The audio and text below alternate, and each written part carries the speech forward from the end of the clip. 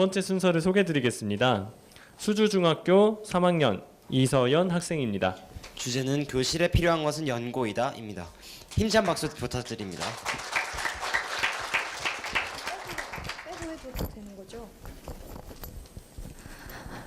안녕하세요. 저는 수주중학교 3학년 이서연입니다.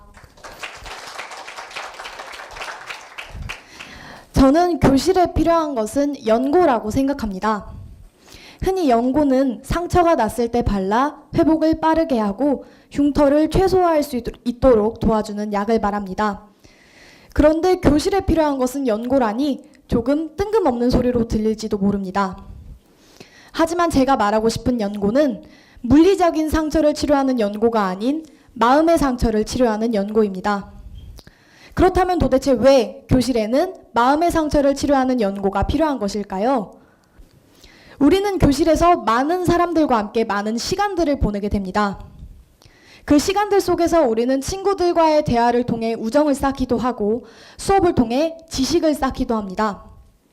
하지만 그 반면에 서로를 향한 비난과 책망, 뒷담화와 이간질, 생각 없이 내뱉은 말 등을 통해 마음의 상처를 받는 경우도 있습니다. 그런데 중요한 것은 우리가 교실에서 선생님의 말이나 친구들의 말 등으로 인해 마음의 상처를 받는 경우가 굉장히 많다는 것입니다. 우리는 우리에게 상처가 되는 말을 가슴에 비수가 꽂히는 말이다 라고 이야기합니다. 그런데 이 마음에 꽂힌 비수는 쉽게 빠지지도 않을 뿐더러 그 상처 또한 굉장히 오래 남습니다. 그리고 그 비수가 다시 해보도록 하겠습니다. 우리는 마음의 상처를 받는 말을 마음에 비수를 꽂는 말이다 라고 이야기하는데요. 그 비수는 쉽게 빠지지도 않을 뿐더러 그 상처 또한 몸속 깊숙이 남습니다. 몸에 생긴 자잘한 외적인 상처와는 다르게 마음에 생긴 내적의 상처는 조금 다르다는 이야기입니다. 그렇기 때문에 저는 이 마음의 상처를 어떻게 하면 조금 더 쉽게 더 많이 회복시킬 수 있을까 생각해 보게 되었습니다. 저는 그렇게 생각을 하던 와중 제 친구들을 떠올리게 되었습니다. 제 친구들은 간간히 제게 자신이 상처를 받은 일들을 말하곤 했습니다. 그때마다 저는 그 친구들에게 친구들의 말을 들어주고 공감해주며 그들의 상황을 이해하려고 많은 노력을 했습니다. 비록 저는 그들에게 명쾌한 해답을 내어주지는 못했지만 그들은 제 행동만으로도 너무 고맙다며 마음이 한결 편해졌다는 이야기를 하곤 했습니다. 그때 저는 생각했습니다. 마음의 상처를 치료할 수 있는 연고는 바로 친구들을 위한 행동들이라는 것을 말이죠. 친구에게 좀 더 관심을 가지고 친구들의 이야기를 들어주고 따뜻한 위로 한마디를 내어줄 수 있는 그 행동들이 마음의 상처를 치료하는 연고에 기능을 할 수 있는 것입니다.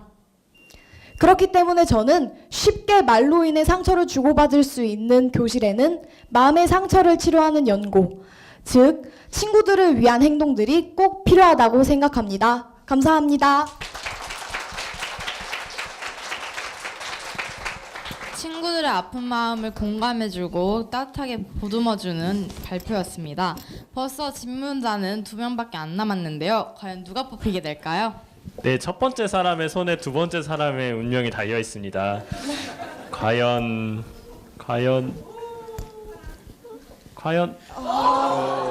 뽑지 않아도 알 수 있죠. 네. 이면혜 학생 앞으로 나와주시기 바랍니다. 이서연 발표자님이 교실에 필요한 것은 연고다라는 주제로 발표해 주셨는데요. 들으면서 저도 제 친구들이 상처받았던 경험들도 생각이 나서 공감도 굉장히 많이 됐고, 흔히 몸에만 쓰인다고 생각되는 연고를 어떻게 보면 추상적인 개념이기도 한 교실에 사용할 수 있다는 생각을 하신 게 굉장히 신선하게 다가왔습니다. 근데 이제 이서연 발표자님이 교실에 연고가 필요하다고 생각하게 된 계기를 조금 구체적으로 설명을 해주시면 어떤 친구의 어떤 사례를 보고 이런 생각을 하게 되셨나요? 일단 저희 학교는 친구들끼리 싸우면 굉장히 잘 풀기는 해요. 잘 풀기는 하는데 선생님의 말로 인해서 마음의 상처를 받은 학생들이 굉장히 많아요. 뭐 예를 이렇게 간접적으로, 직접적으로 선생님들이 막 너는 못생겼어 막 이런 식으로 얘기를 하지는 않잖아요. 그런데 간접적으로 이렇게 돌려서 뭐 행동으로 그런 간접적이게 말로 간접적이게 표현하는 거. 예를 들면 뭐 성적이 낮은 아이들은 무시를 한다거나 성적이 높은 아이들에게는 뭐 잘했어 막 이런 식으로 얘기를 해주는 것과 같은 그런 행동들이나 말들에 애들이 되게 상처를 많이 받더라고요. 그래서 저는 그런 것들 때문에 연고가 필요하다는 생각을 하게 되었습니다. 지금 답하신 걸 들어보면 평소에 되게 주변 친구들의 상처도 잘 알고 계시는 것 같은데 보통 우리는 정도의 차이가 있지 누구나 자신만의 상처가 또 있기 때문에 타인의 상처까지 봐주기는 힘들 때도 있거든요. 근데 굉장히 그런 걸 잘 보시는 것 같은데 어떻게 그러셨나요? 일단 저는 그렇게 상처를 깊게 받는 편도 아니고 상처를 많이 받는 편도 아닙니다. 그래서 다른 아이들의 더 마음을 좀 더 잘 볼 수 있는 것 같아요. 발표자님의 그런 성격이 굉장히 부럽습니다. 그래도 지금 어떻게 보면 짧다고도 하지만 15년이나 살아왔는데 이 중에 한 번쯤은 상처를 받은 경험이 있으실 것 같아요. 그러면 어떤 경험이 있으셨나요? 네, 정확히는 길게 16년을 살았고요. 저는 그 9년째 살 때, 초등학교 2학년 때 선생님께 상처를 받은 기억이 있습니다. 저는 그래도 조금 공부를 그래도 조금 하는 아이인데요.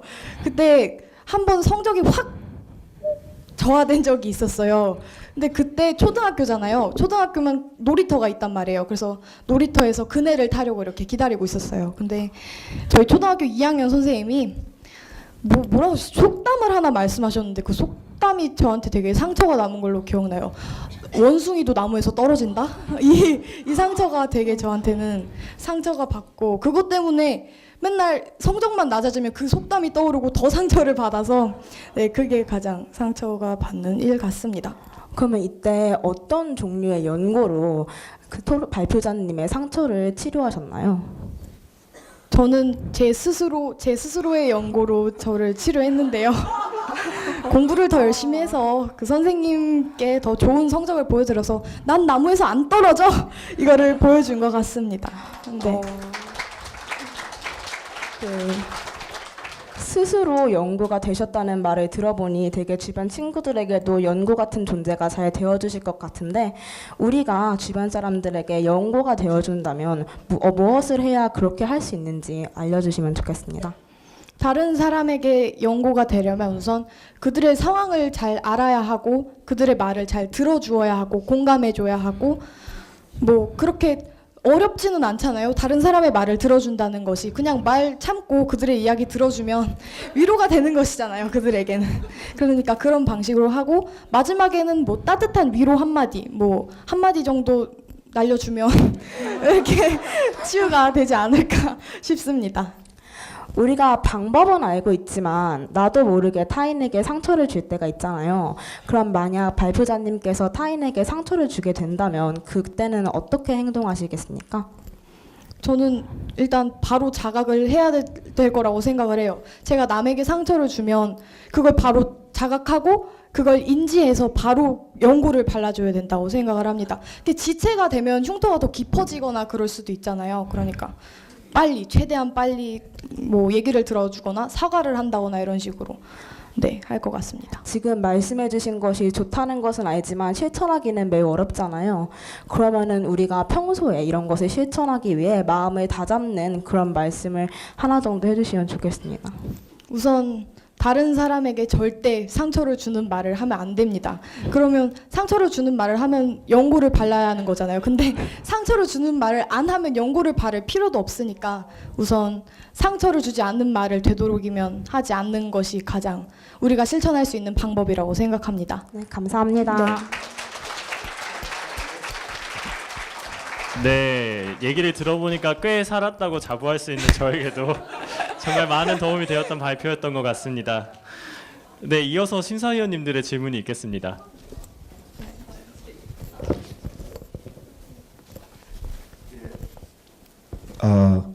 너무 오래 살아서 조금 미안한.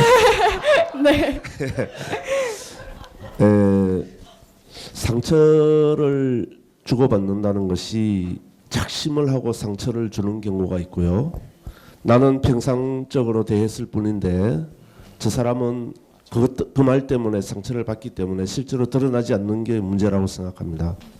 그래서 의도적으로 상처를 주었건 무의식적으로 상처를 주었고 또 그렇게 해서 상처를 받았건, 그래서 예컨대 서현 학생처럼 연고역을 자처하는 사람에게 달려가는 것은 그 상처가 제대로 해결되지 않는다고 봅니다.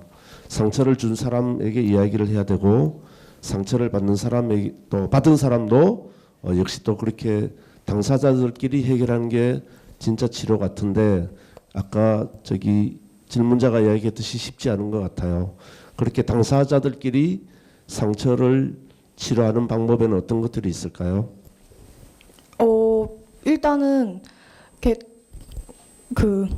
작심하고 난 너에게 상처를 줄 거야가 아니라 어떤 말로 인해서 상처를, 그러니까 그냥 평상시대로 대했는데 상처를 받게 됐다면 일단은 그 두 명의 있잖아요. 가해자와 피해자. 일단은 피해자가 먼저 얘기를 해야 된다고 생각을 해요. 가해자는 평소에 대한 대로 대했는데 그게 상처가 된다면 일단 피해자가 야, 나 이거 조금 상처를 받은 것 같아.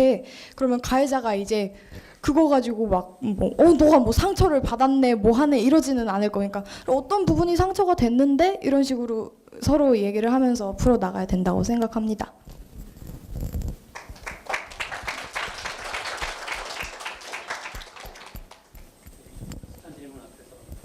해주셨는데요.